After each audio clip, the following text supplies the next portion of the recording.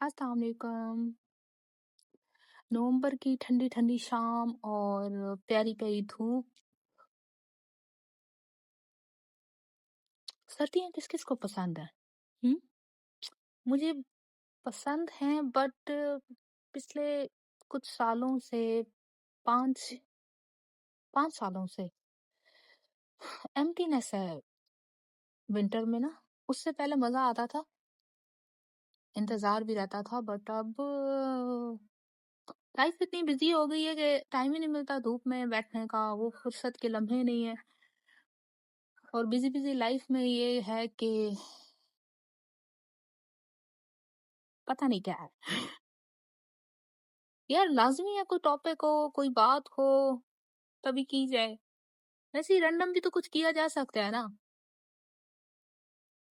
अभी जो है ना, शाम ढलने लगी है। मैं सारे शहर को यहाँ से देख पा रही हूँ। ऊंचाई पे खड़ी हूँ काफी ज्यादा, और पूरा शहर नजर आ रहा है मुझे मेरे सामने।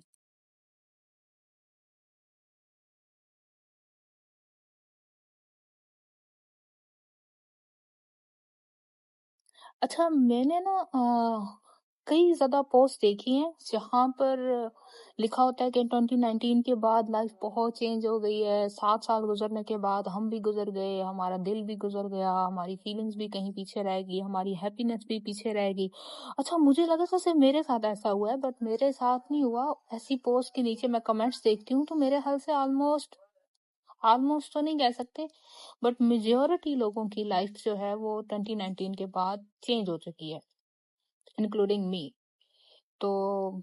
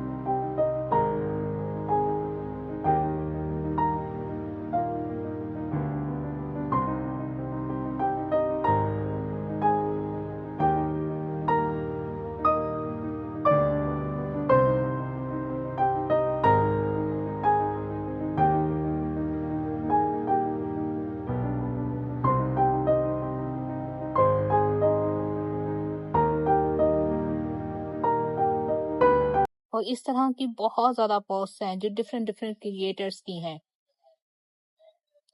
अजान हो जाए देन मैं कंटिन्यू करती हूँ। तो मैं बात करती 2019 की। 2019 के बाद मेरी नहीं बल्कि मुझ जैसे पता नहीं कितनों की लाइफ चेंज हो चुकी है।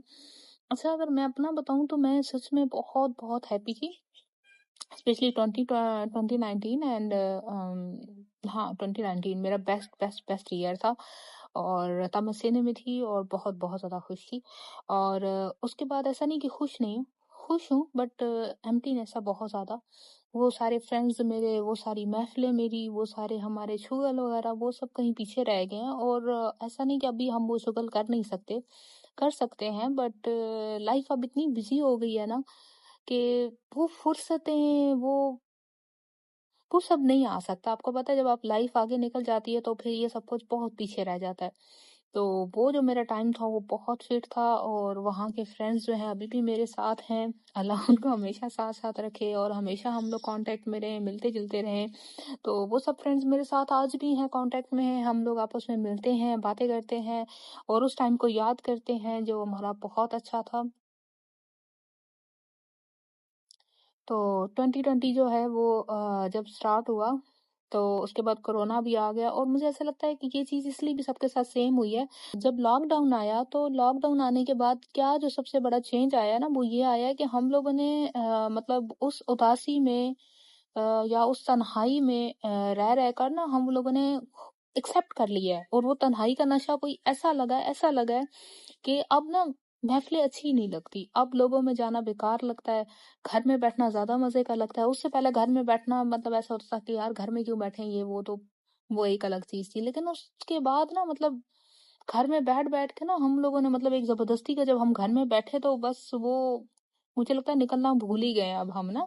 घर में ज़्यादा मज़ा आने लगा है और अपने आप में ज़्यादा मज़ा आने लगा है, अपने साथ रहने में मज़ा आने लगा है और ये जो नशे हमने कर लिए हैं ना मुझे लगता है कि अब इनसे निकलना मुश्किल है। हमें पता चल गया यार अकेले जो मज़े हैं ना, वो लोगों के साथ नहीं है। ना 4 लोगों में जाओ, ना 4 बातें हों।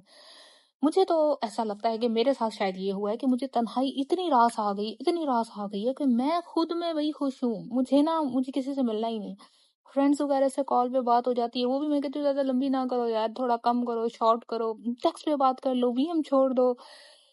पता नहीं क्यों बहुत अब ना मैं मतलब फ्री हूँ, फिर भी बिज़ी हूँ और बिज़ी में भी मतलब अपने आप में हूँ।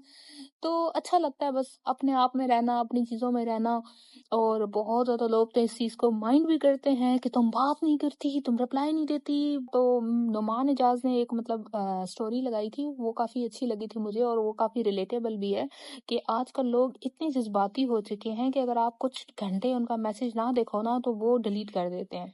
ऐसा ही है।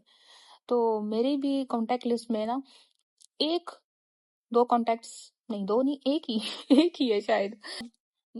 उसने क्या करना होता था ना मैंने मैसेज ना देखूँ ना, कुछ घंटे भी लेट हो जाऊँ तो बस डिलीट कर देना। मज़े की बात है, ये जब डिलीट फॉर एवरीवन आप कर देते हो ना मैसेज तो फिर मेरा ये होता है कि यार कुछ इंपॉर्टेंट होगा दोबारा आ जाएगा। मतलब मैं क्या उसको बोलूँ कि दोबारा भेजो, क्या डिलीट किया क्या नहीं, मेरी आदत नहीं है तो मैं ये मतलब इरिटेट नहीं होती, बॉदर नहीं होती। इट्स ओके डिलीट कर दिया तो कुछ ऐसा होगा जो मिस्टेक होगी। तो इस चीज़ से अगला फिर परेशान, किसने पूछा क्यों नहीं, मैंने क्या डिलीट किया, क्या नहीं डिलीट किया, इसकी परवाह ही नहीं है मेरी, ये वो। अरे भाई निकल आओ इन चीज़ों से, ग्रो अप। शुक्र अल्हम्दुलिल्लाह मैं इन सब चीज़ों से बाहर हूँ और किसी की आदत नहीं है मुझे। अल्लाह किसी की आदत ना ही लगाए तो बेहतर है। और यकीन करें आदतें बहुत ख्वार करती हैं। मोहब्बत से ज़्यादा आदत जो होती है ना वो जानलेवा होती है। सो अ, नहीं लगानी चाहिए आदत ना ये। बस अपने आप में खुश रहो, अपने आप के साथ बिज़ी रहो, अपने गोल्स पे फ़ोकस करो, अपनी लाइफ़ पे फ़ोकस करो और जो आपको चाहते हैं, जो आपकी कदर करते हैं, जो आपको समझते हैं, अंडरस्टैंडिंग होती है ना ये भी तो कि अगर आप बिज़ी हो तो अगला इंसान इंतज़ार कर ले, थोड़ा-सा उसके साथ मतलब आपको समझे कि आप अपनी चीज़ों को लेके सीरियस हैं।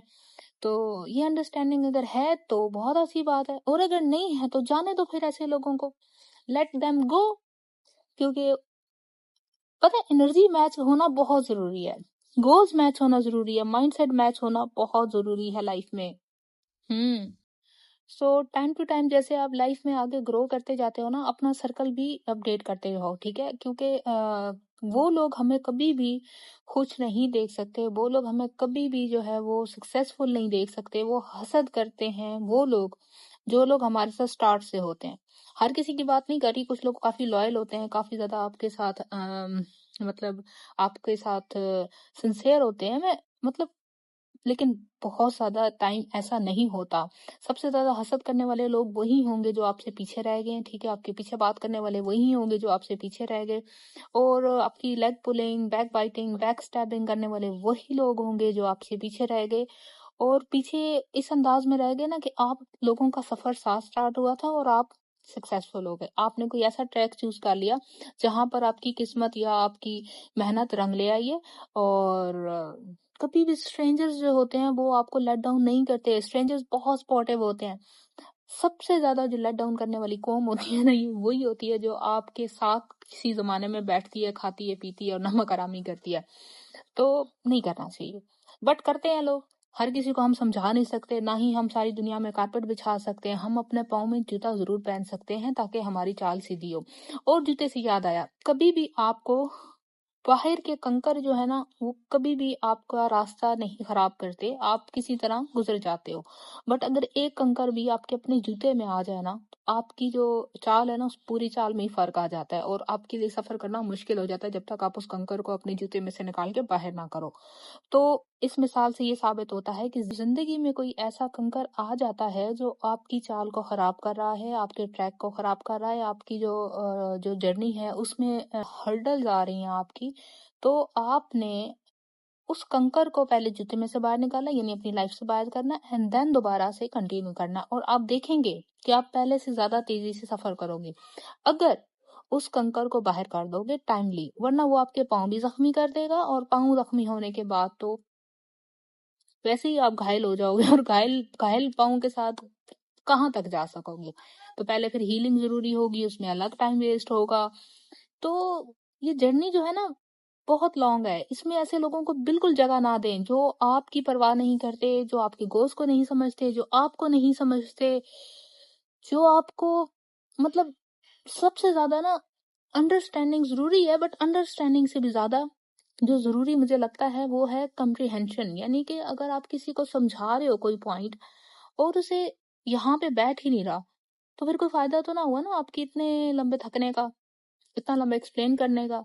تو یہ میچورٹی لیولز بھی ہوتے ہیں، آپ کا لیول جو ہے وہ کبھی بھی اگر کسی کے ساتھ میچ نہیں ہو پا رہا نا، تو کوئی فائدہ نہیں وہاں پر لمبی لمبی ایکسپلینیشن دینے کا، لانگ پیراگرافس لکھنے کا۔ یہ غلطی تو بالکل بھی نہ کرنا، لانگ پیراگرافس کبھی کسی کو نہ لکھنا ہے۔ سب سے زیادہ انرجی آپ ڈرین کرتے ہو لانگ پیراگرافس لکھ کے، لانگ ایکسپلین کر کے۔ خاموشی، silence is the power. Silent رہو، time will tell them who you are. Let them judge you, let them mistreat you, let them forget you, just let them go. اب اپنی چیزوں پہ فوکس کرو، اپنے آپ پہ فوکس کرو، اپنے آپ کو بیسٹ سے بیسٹ ورژن میں کنورٹ کرو، اپنے گولز کو دیکھو، اور ایک دن جب آپ سب کچھ اچیو کر لو گے نا، تو سب سے پہلے آپ کو آپ کے سامنے یہی لوگ ہوں گے جو آپ کو اپنا رشتہ دار بتائیں گے، جو آپ کو اپنا دوست بتائیں گے، جو آپ سے اپنا کوئی نہ کوئی کنیکشن جوڑ کے لوگوں کو بتائیں گے کہ یہ میرا دوست ہے، یہ میرا رشتہ دار ہے، یہ میرا فلاں فلاں فلاں ہے۔ وہ رشتے بھی آپ کے ساتھ جوڑیں گے جو رشتے اس ٹائم جب آپ کو ضرورت تھی یا جب آپ چاہتے تھے کہ یار یہ انڈرسٹینڈ کر لیتا، اس ٹائم نہیں جوڑ رہے تھے وہ۔ تو ٹائم کی بات ہے، جب آپ کا ٹائم آئے گا، جو ٹائم خود سے نہیں آئے گا، اچھا ایک اور بات، خود سے ٹائم کبھی بھی نہیں آئے گا، آپ اپنا وقت خود لے کر آؤ گے، اور یہ آپ پر ڈیپینڈ کرتا ہے کہ آپ کب لے کر آتے ہیں۔ ہر بندہ اپنا وقت خود لے کر آتا ہے، اپنی محنت سے، اپنے صبر سے، اپنے شکر سے، اور اپنی ثابت قدمی سے۔ تو اپنا وقت کا اپنے وقت کو لے کر آؤ، ٹھیک ہے، اپنا اچھا وقت لاؤ، دین دیکھو سارے رشتے، ہر چیز واپس آ جائے گی۔ وہ سارا کچھ جس کے لیے آپ رو رہے ہو کہ یار کھو گیا، کچھ بھی نہیں کھویا، سب یہیں پر ہے، آپ جو ڈیزرو کرتے ہو وہ آپ کو ملے گا ضرور، لیکن رائٹ ٹائم پر، رائٹ پلیس پر۔ بس تھوڑا سا ٹائم مشکل ہے، سمجھ سکتے ہیں، لیکن اس مشکل ٹائم میں نا آپ نے صرف ایک چیز کرنی ہے، وہ ہے اوپر بیٹھی ہوئی ذات کے اوپر نا مکمل ایمان۔ کیونکہ دیکھو نا، ایٹ دا اینڈ ڈیسٹنی اسی کے ہاتھ میں ہے۔ ہم کیا کر سکتے ہیں؟ دعا کر سکتے ہیں، بھروسہ کر سکتے ہیں، ایمان لا سکتے ہیں، اور محنت کر سکتے ہیں۔ کوشش اللہ نے ہمارے ہاتھ میں رکھی ہے، کوشش کر سکتے ہیں، and then چیزیں بوم کر کے فٹ ہو جائیں گی ہمارے حق میں، اور جب ہمارے حق میں اچھی ہو جائیں گی، تب سارے رشتے، سارے ناطے، ساری چیزیں آپ کے قدموں میں۔ تو سمجھ آ رہی ہے میری بات کی؟ سو آج کے لیے اتنا کافی ہے، پھر میں نیکسٹ آؤں گی، نیکسٹ ویڈیو میں ایسے ہی فیس ٹو فیس بات کرنے کے لیے، کوئی نیا پوائنٹ سمجھانے کے لیے۔ اور ابھی میں نے نا بہت سارے آئیڈیاز ہیں میرے پاس، ٹھیک ہے۔ پہلے میں اپنی گیلری خالی کرنے کا، جو ہمیشہ سے کہتی ہوں کہ گیلری خالی کرنی ہے، پہلے اس کی ویڈیوز اپلوڈ کروں، دین کچھ نیا بناؤں۔ بٹ وہ گیلری اتنے زیادہ ویڈیوز ہیں نا، انہیں ایڈٹ کرتے کرتے سوچتی ہوں کہ پہلے نا میں کچھ ایسے face to face short C video بنا لوں، وہ زیادہ بہتر ہے۔ سو میں کوئکلی پوسٹ کرنے آئی ہوں، کوئکلی گیان دینے آئی ہوں، کوئکلی آپ لوگوں کو موٹیویشن دینے آئی ہوں۔ اللہ پاک سب کے لیے آسانیاں کرے، سب کو وہ سب کچھ عطا کرے جس کے لیے وہ کوشش کر رہا ہے، محنت کر رہا ہے، اور آمین۔ چلیں پھر، اپنا بہت خیال رکھیے گا، اور میری باتوں پہ غور ضرور کرنا، ٹھیک ہے، اور عمل کرنے کی کوشش کرنا۔ سلولی ہی صحیح، بٹ سب ٹھیک ہو جائے گا. اور ایک دن میں تو چینج آتا نہیں ہے، نہ خود میں نہ زندگی میں. سو آرام سے، کوئی جلدی نہیں ہے، ٹھیک ہے، کوئی ریس نہیں لگی ہوئی ہے، ہر کسی کا اپنا جرنی ہوتا ہے. سو ٹیک یور ٹائم. اوکے، میں چلتی ہوں، اپنا بہت خیال رکھیے گا. مجھے نہیں پتا یہ کتنے منٹ کی ویڈیو ہے، بٹ میری کوشش ہوگی کہ یہ ایز اٹ از پوسٹ کر دوں. اور لیٹس سی، ورنہ اسپیشل ٹائم میں نے مطلب دیکھ لیا کہ اسپیشل ٹائم نکالنا نہیں ہے ممکن. تو بہتر ہے چلتے پھرتے کہیں پہ بھی کچھ بھی مائنڈ میں آتا ہے ویڈیو بنا دو. اچھا، یہ تو بھی میں نے لانگ ویڈیو بنائی ہے نا. میرا ابھی ایک اور بھی مائنڈ میں آ رہا ہے کہ میں اسی طرح جو پورٹریٹ والی ویڈیوز ہوتی ہیں، ریلز وغیرہ ہوتی ہیں، وہ بھی اسی طرح چلتے پھرتے بنا دو. ایسے ہی ہو سکتا ہے ابھی. اور کنسسٹنٹ رہنا پہلے ضروری ہے، ٹھیک ہے، پھر میرا یوٹیوب صحیح سے چلے گا. ورنہ تو بھائی چل گیا یوٹیوب اپنی اس روٹین کے ساتھ جو میری اتنی بزی ہوتی ہے. Bye bye.